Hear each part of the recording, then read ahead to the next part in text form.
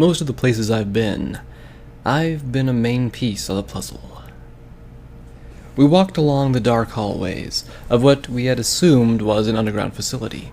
Several side rooms we had checked yielded nothing more than strange tubes of fluids, sometimes housing the body or skeleton of a long-dead colt or filly. An overall atmosphere had already started creeping on me, as the only sounds made were the distinct dripping of water and our hooves hitting the ground. Not long after, we had passed yet another room full of strange tubes, that I nearly jumped to the ceiling as something metal clattered to the ground, further down the hall. "What the fuck was that?" I whispered to Pretius, who had taken to hiding behind the mare with the gun. Go figure. "That sounded like a piece of metal hitting the ground," Pretius replied, practically begging me to shoot him in the face again. "I'm surprised, living in the wasteland like you do, you don't know what it is." "Keep that up, and you'll have me to fear more than whatever's up ahead, if anything." I took a deep breath and hobbled forward, shaking slightly from my own fear of the unknown. I slightly clucked to myself at the fact that the mare was acting brave while the stallion cowered behind. Granted, I had a gun, and I'm one hell of a shot. We continued down the hallway, as my sense of curiosity drove me to figure out if we were alone down here or not. The deafening silence only amplified the beat of my hobbling. I don't know what kind of rule it is that ruins need to be creepy as fuck, but all the ruins near Ponyville seem to be really exceptionally good at following it. The hallway had a distinctive curve to it as we walked. The open doors of the various darkened rooms begged me to come look into them, promising great treasures or a grim fate. One of the doors up the ways was creaked open slowly, causing me to freeze mid-step. Even though I decided to stop, Pretius either hadn't noticed or didn't care, seeing as he ran right into my flank. As I spun around to berate him, I could have sworn I saw the shape of a pony moving in the room. "You ever been to a place like this?" I asked slowly, replaying what I thought I saw in my mind, over and over. "Oh, so now you want to know about my past?" He huffed and crossed his forehooves. "Hardly fair, if you ask me." "What's fair is that I haven't left you for dead yet, on the off chance that you might answer my damned question." I dropped my voice into a whisper to keep it from echoing down the hallway, rocking my foreleg to keep it loose, just in case I needed my rifle to be brought up again. "No, I haven't, but—" He spoke louder than a pony would, obviously trying my patience. He licked his forehoof and held it into the air, his horn giving off light glow as he looked around. "Feels like Ponyville. I'd say the old ones are here as well, so we need not worry." He stated that last part rather matter-of-factly. "You mean that foal's here?" I turned my gaze back to the door, looking for any sign of movement, but observing nothing. His lack of response, and a light chuckle, made me deadpan. "You think it's funny?" "The foal probably isn't here. There were probably enough ponies who died here that they're the ones roaming around. And they're most likely just as harmless as I tried to tell you the ones in Ponyville were." I looked back at him, unamused before there was a loud crash from further inside the facility. I'm pretty sure my coat flushed white for a moment before I got a hold of myself. Though the ghouls were the real danger there. Perhaps it's not the dead we should be worried about. I shook the fear away, deciding to prove to myself that there was nothing to be afraid of. I made my way over to the door with Pretius close behind me, pushing the door open as he used his light spell to brighten the room. That was a terrible decision. The room was covered in thick swaths of flaking crimson, the dried blood spreading from a single source of a full-sized skeleton lying on a gurney, its hollow eyes looking up at me with a rictus grin. I hooked my hoof around the door and pulled it shut with a slam, shuddering as I took a step back. "That's it. We're getting the hell out of here." I turned and continued on the hallway. Our only chance to get out of here was to press on, seeing as I'm sure they didn't just build facilities like this without having some sort of emergency exit. As we turned to head down the next corridor, the flickering lights down the hallway illuminated more nightmare fuel. The hallway was covered in more blood than the previous room had been, the red smears leading around the corner and into the next hallway. We kept our steps soft as we continued, my mind begging me not to look around the next corner, even though I needed to check if the coast was clear.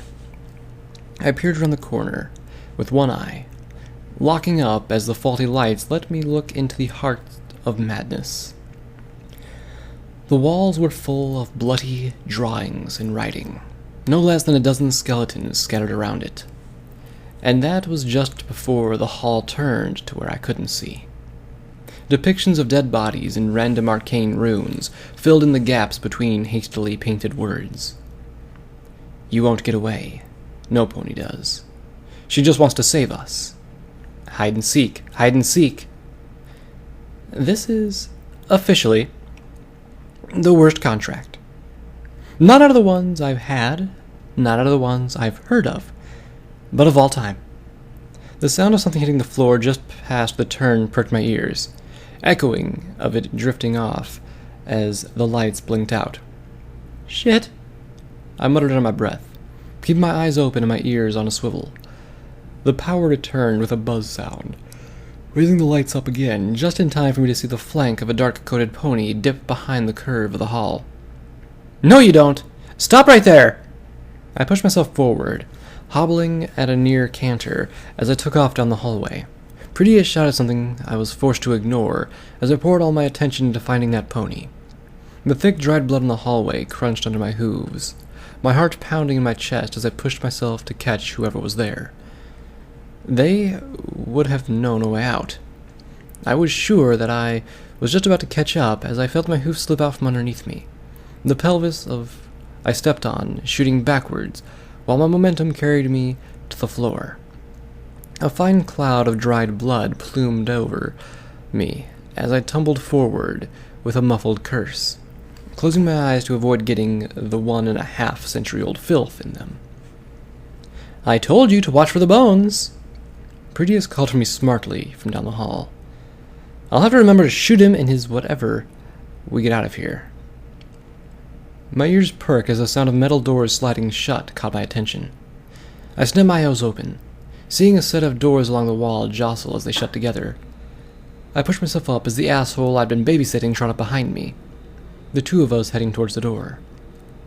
The particularly rotten, slightly ajar office doors, directly across from the metal ones, had been badly corroded, a plaque on it that read "Administrator" on it.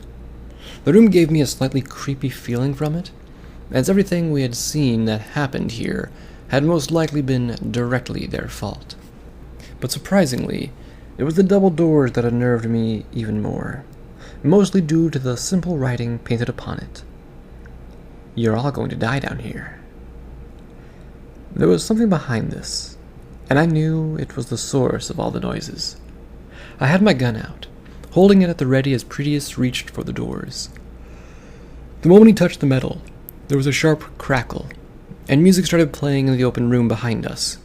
I spun and fired at the dark shape that sat in the darkness, blowing its head clear off. The ringing in my ears faded slowly, being replaced by the soothing tones of a familiar song done up by the mayor who made all of the sad pre-war music.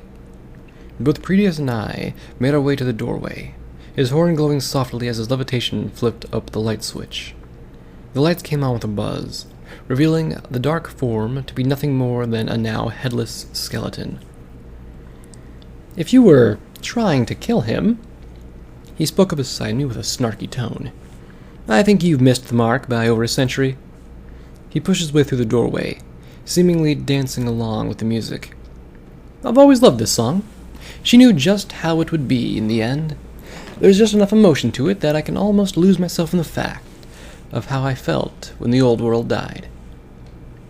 I bet it didn't even feel that great to be burned alive, or to die slowly of radiation sickness.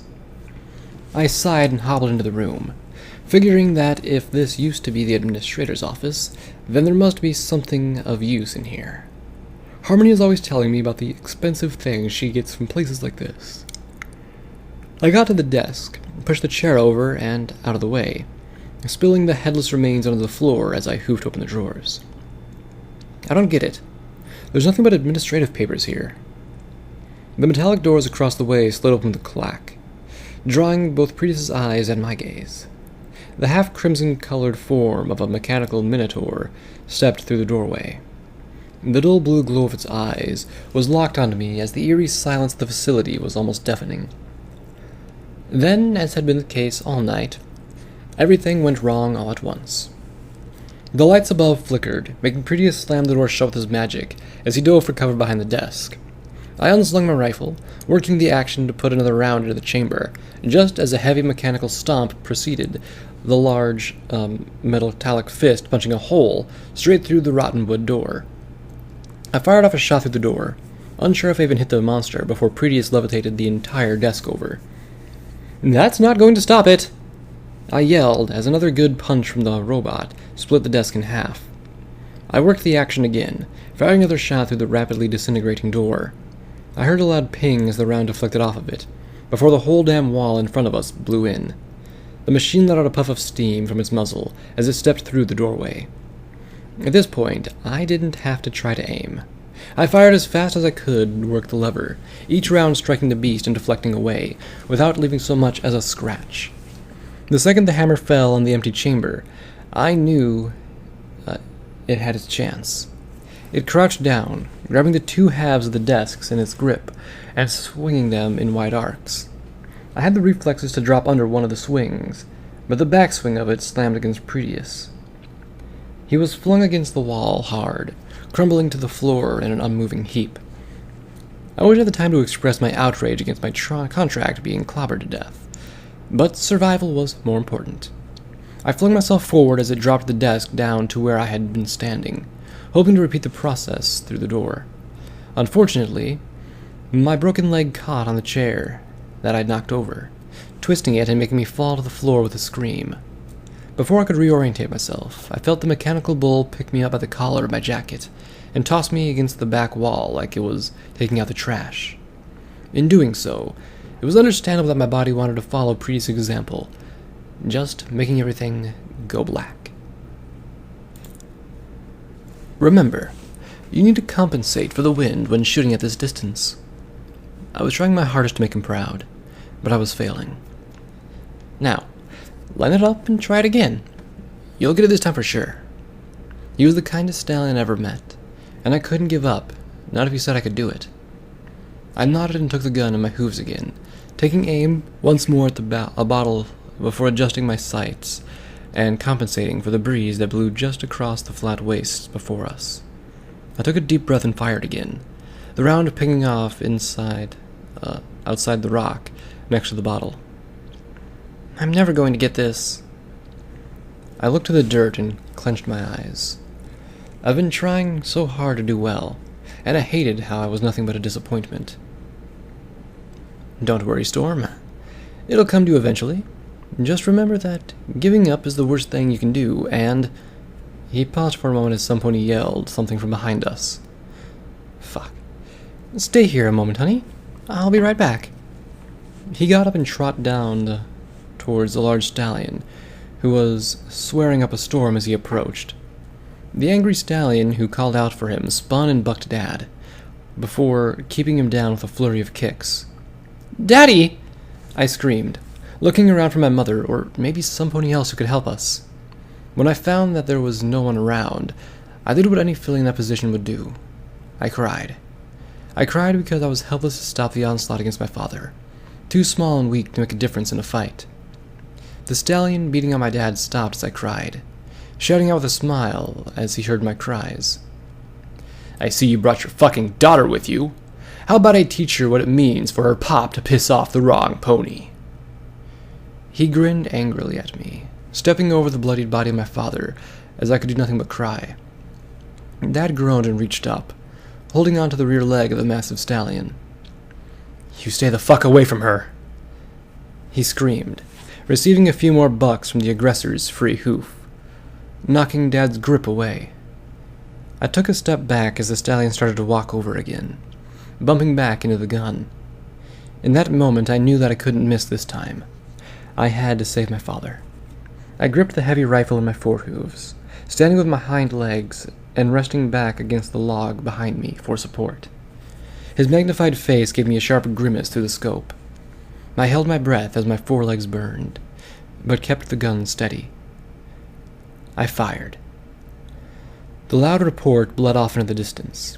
The stallion slumped forward with a far-off gaze, the hole in the front of his skull showing the light of the clouds from the horizon off through the empty back of his head.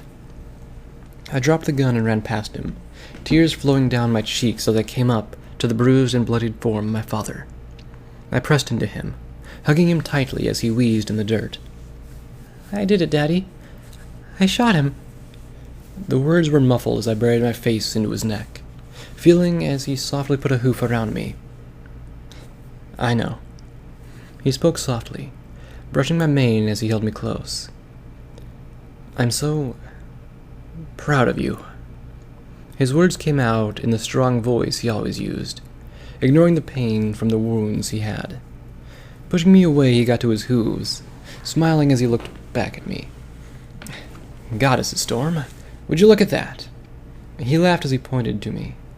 I looked myself over, stopping and noticed a small picture had appeared on my flank, depicting the crosshair under two rifles, crisscrossing, one over another like an X. "Come on, honey. Let's go home and show Mom how well you did today." I groaned and opened my eyes.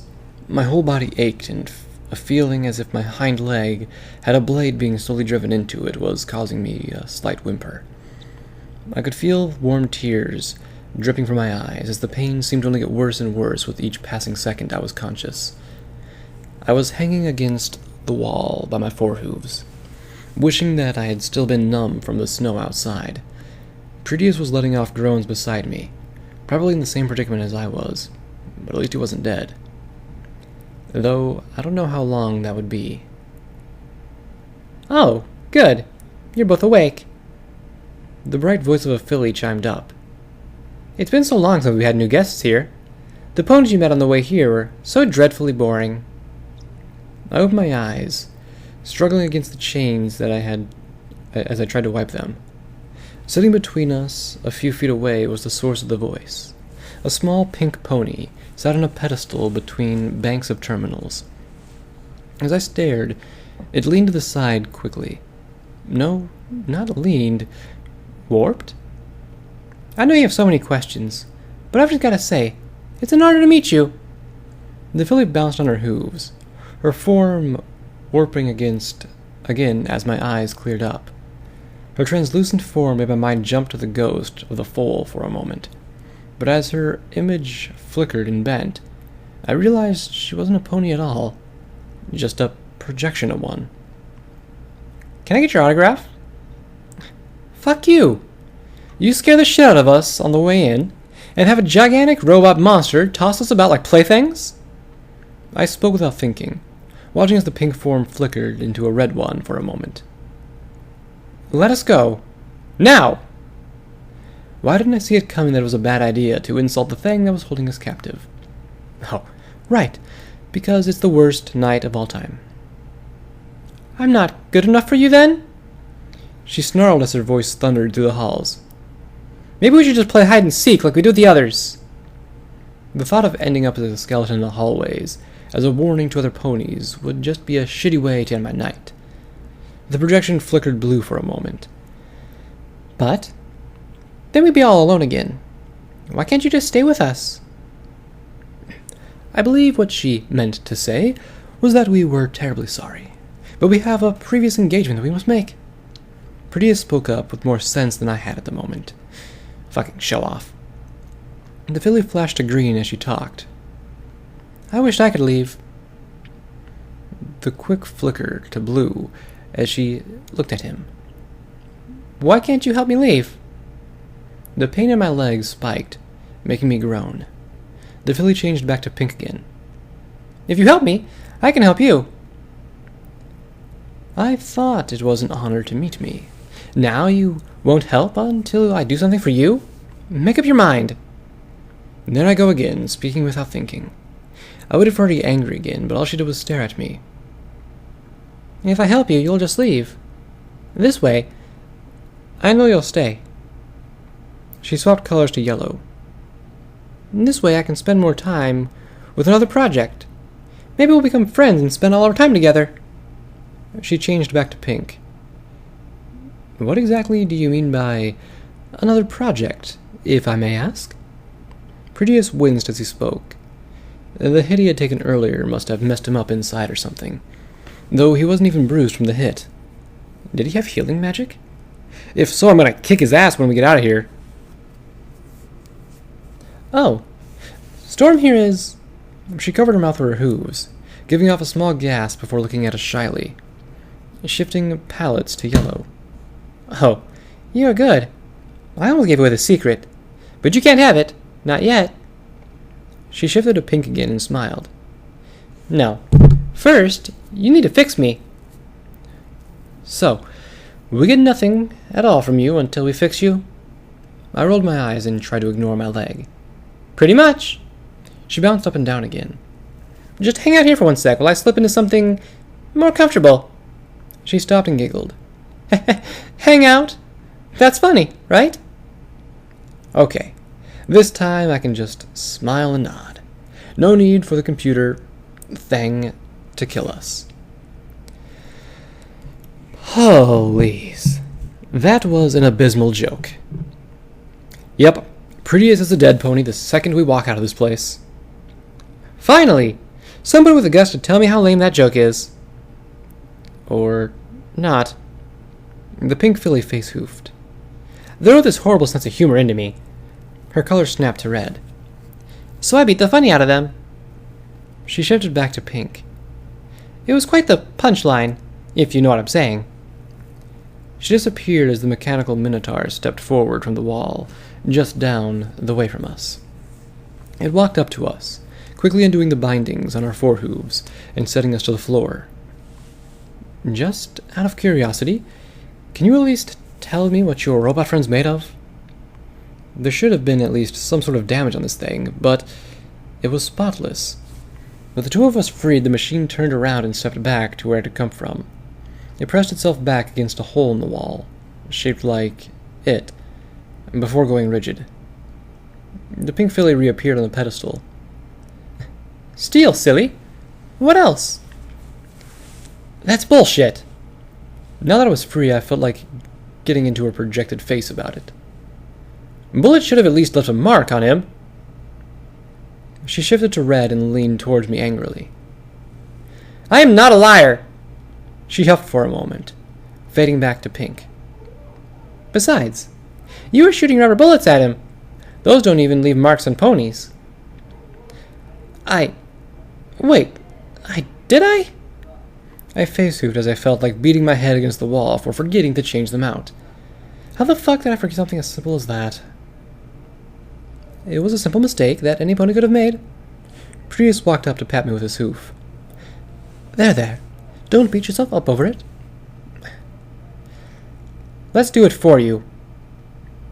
The annoying pink thing was getting on my nerves. But unfortunately, it was our best chance of getting out of here. Chapter end. It's better to light a candle than to curse the darkness. Quest finished. Into darkness.